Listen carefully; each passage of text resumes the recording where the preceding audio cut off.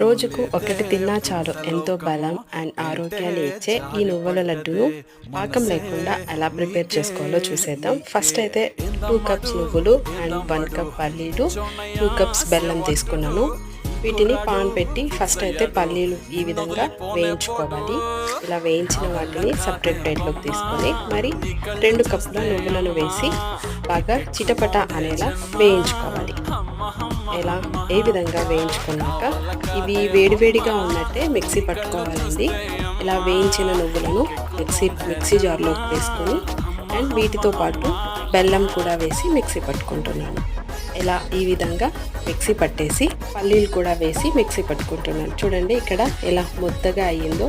ఇప్పుడు చక్కగా లడ్డూలు చేసుకోవడమే. ఇవి ఎంతో బలం అండ్ ఆరోగ్యాన్ని ఇస్తుంది. ఇర్రెగ్యులర్ పీరియడ్స్ వాళ్ళకు కూడా రెగ్యులర్గా పీరియడ్స్ వస్తాయి. Please like and subscribe.